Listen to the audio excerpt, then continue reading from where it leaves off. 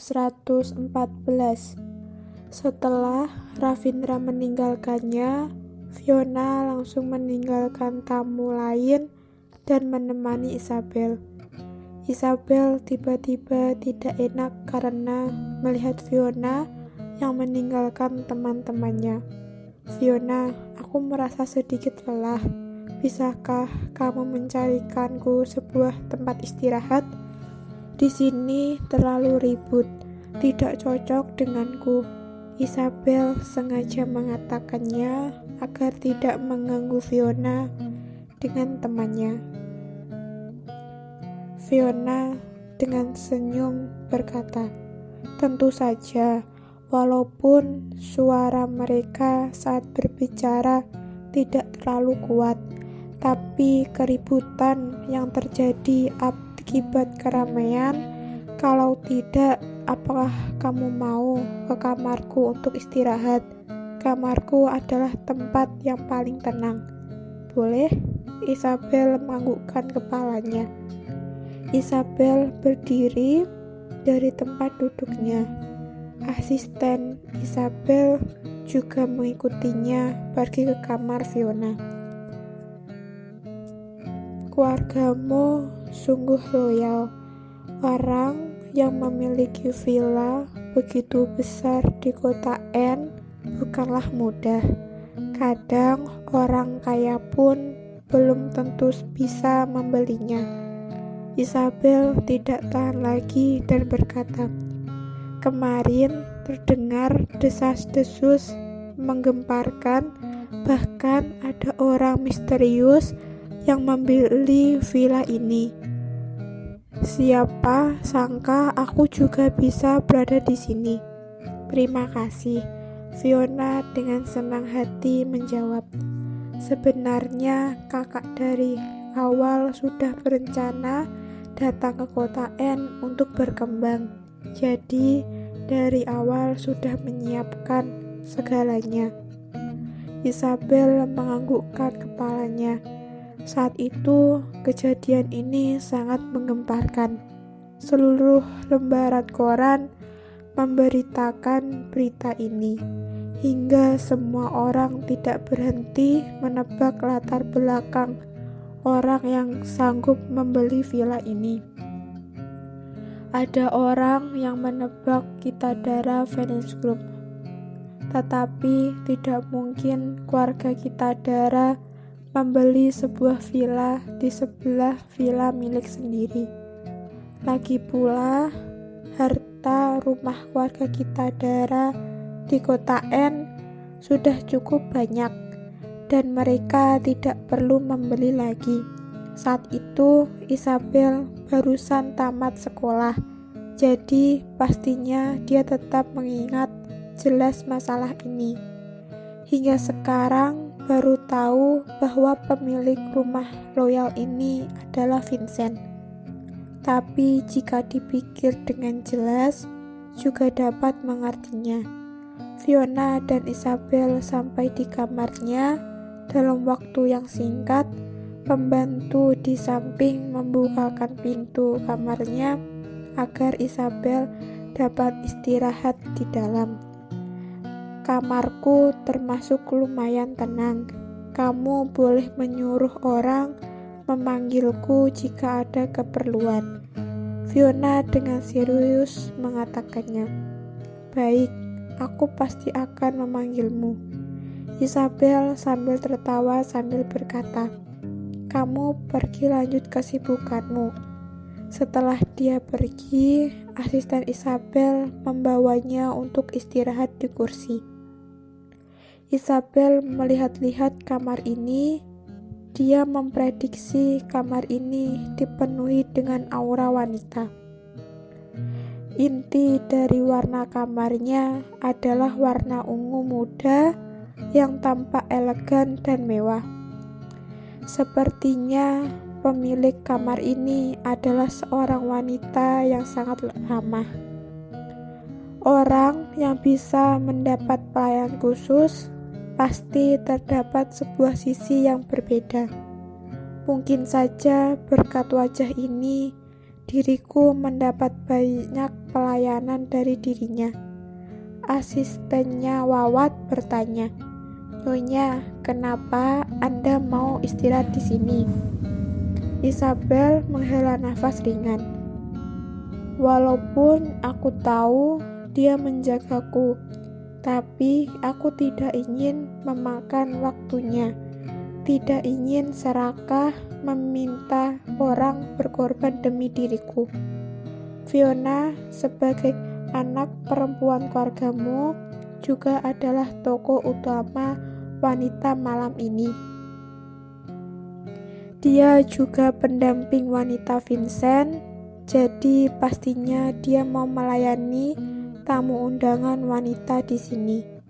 Tetapi jika hanya karena menjagaku lalu meninggalkan orang lain, maka aku harus berhutang budi yang sangat besar. Apalagi Ravindra berusaha bekerja sama dengan keluargamu, tidak mungkin aku langsung berhutang budi terhadap keluargamu." Setelah mendengarnya, asisten itu terkagum dan berkata, "Nyonya memang sangat mengerti direktur kita, Dara." Isabel melanjutkan, "Dan juga karena aku sudah kenyang, untuk apa aku masih di sana? Jika aku di sana, sama saja dengan aku mencari mati dari tatapan para wanita itu. Aku tidak sebaik itu menemani mereka bermain drama kisah cinta yang senang dan menyedihkan. Jodoh yang datang untuk Ravindra, biarkan saja dia sendiri mengatasinya. Aku tidak ingin ikut campur." Saat aku mengatakannya, tiba-tiba asisten itu berkata, "Wah, Nyonya memang sangat percaya diri. Pantas saja direktur sangat menyukai Anda. Ternyata memang wanita yang percaya diri, wanita yang paling cantik. Tidak peduli seorang Nyonya sedang hamil, tapi di mata direktur, Nyonyalah paling cantik." Isabel istirahat sejenak sambil melihat-lihat desain kamar ini. Karena sangat bosan, dia berjalan ke sebuah rak buku kecil dan mengambil sebuah buku untuk menghabiskan waktunya. Tampaknya Fiona juga barusan pindah ke sini, jadi barang di sini belum begitu banyak. Jika hanya ada seorang diri di kamar yang begitu luas, pasti akan terasa sebuah rasa kesepian, kekosongan yang dingin. Tetapi Isabel tetap tidak mempedulikannya. Dia hanya diam-diam menunggu pesta selesai.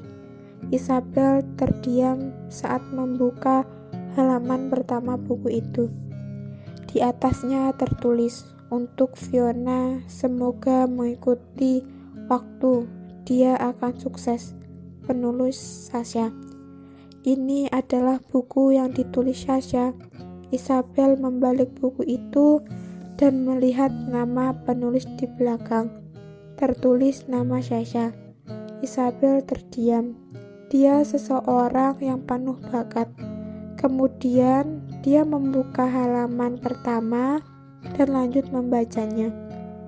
Hati Isabel hanyalah rasa kagum saat membacanya. Pantas saja banyak orang yang memujinya. Ternyata dia adalah wanita yang sangat berprestasi.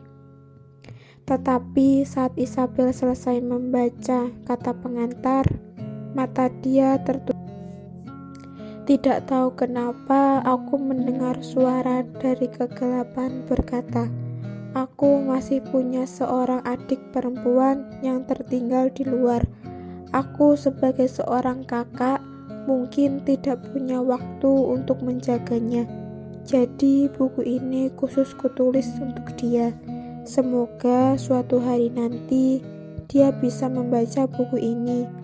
Dan aku ingin memberitahunya bahwa aku sangat rindu padanya." Tidak tahu kenapa, jari tangan Isabel saat membaca barisan ini, hati dia tiba-tiba merasakan sesuatu. Itu adalah sebuah rasa aneh yang tidak bisa dijelaskan.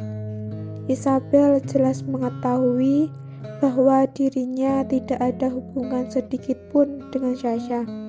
Tetapi tidak tahu kenapa saat dia melihat tulisan ini, hati dia tiba-tiba terguncang. Isabel lanjut membacanya. Tulisan di buku itu terlihat sangat lembut dan sederhana, seperti seorang kakak yang dengan lembutnya menceritakan kepada adiknya tentang bagaimana cara menghadapi hidup. Isabel tidak dapat menahan dirinya untuk lanjut membacanya. Dia sudah semakin menjiwai. Tidak jelas waktu yang dilewati beberapa lama, Isabel tiba-tiba mendengar suara. "Fiona, kamu ini memang, bukankah aku mengatakan padamu jika aku hari ini akan..." Suara ini tiba-tiba terhenti. Isabel dan asistennya bersamaan mengangkat kepalanya melihat ke arah itu. Isabel terkejut melihatnya. Dia hanya melihat seorang wanita paruh baya berdiri di depan pintu dengan tatapan yang menatap diriku dengan wajah yang dipenuhi air mata. Isabel terkejut dan melihatnya dengan rasa tidak berdaya. Dia menoleh melihat asistennya. Ternyata ekspresi asistennya juga penuh kebingungan. Isabel mengerti bahwa ini bukan karena tabrakan asistennya dengan wanita paruh baya ini. Isabel menaruh buku di tangannya, lalu pelan-pelan berjalan dengan bantuan asistennya. Dengan penuh rasa bersalah berkata, "Maaf, aku hanya merasa sedikit lelah. Jadi aku meminta Fiona membawaku ke sini untuk istirahat sejenak. Aku tidak tahu Bibi bisa datang. Maaf sudah menggunakan kamar." Isabel belum selesai berbicara, wanita paruh baya itu menjadi panik dan berjalan kemari. Saat dia mau memberi sebuah pelukan, tatapannya terhenti di perut Isabel. Wanita paruh baya itu menghindari perut Isabel, lalu memeluknya dari samping dan meletakkan kepalanya di leher Isabel dan menangis. Isabel terdiam. Apa yang terjadi? Asisten itu berusaha menjauhkan wanita paruh baya yang sedang nangis itu. Isabel tidak tahu kenapa wanita itu begitu sedih melihatnya. Dia tiba-tiba merasakan sebuah rasa tidak tega. Lalu dia menggelengkan kepala kepada asistennya. Sang asisten pun langsung menyimpan tangannya dan menatap si wanita paruh baya dengan tatapan penuh penasaran.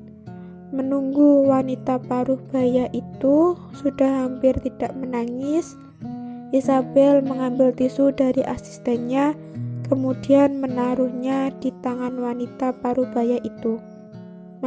Maaf, wanita paruh baya itu dengan menyedihkan mengambil tisu itu untuk menyeka wajahnya. Lalu dengan suara yang penuh keserakan berkata, "Nona, kamu adalah..." Wanita paruh baya itu belum selesai bicara, tiba-tiba dia menangis lagi.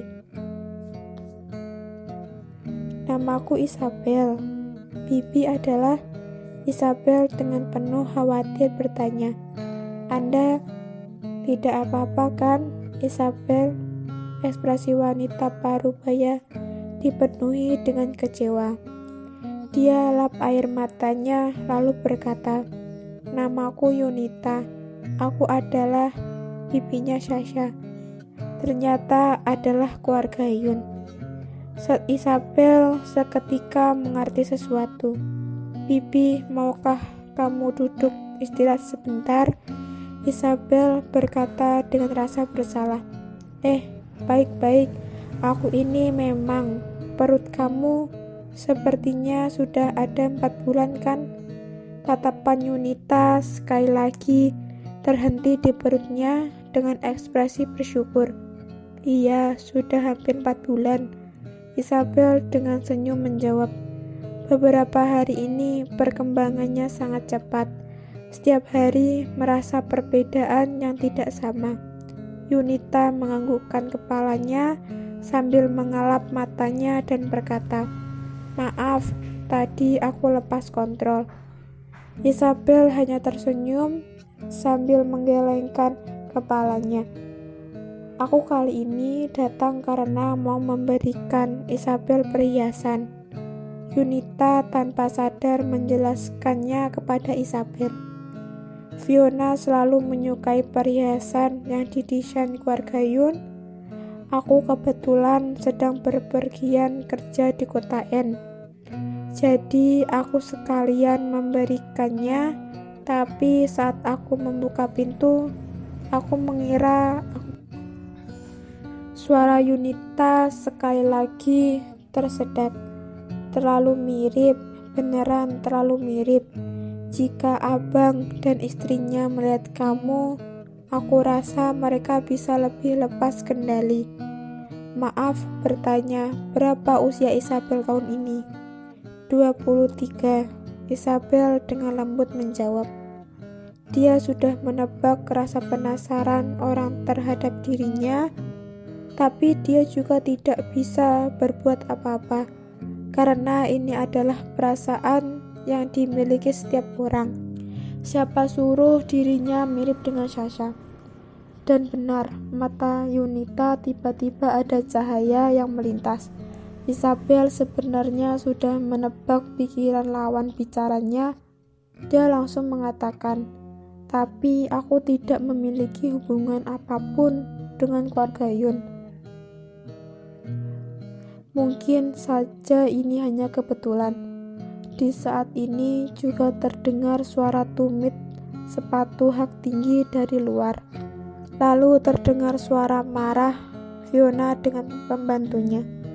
"Bukannya sudah kuberitahu kalian, jika Bibi sudah datang, bukankah kusuruh kalian beritahu Bibi untuk tunggu aku di ruang tamu? Kenapa kalian?" "Fiona, jangan salahkan mereka, karena aku yang mau masuk." Yunita langsung berkata, "Salahkan aku saja, karena semua adalah salahku."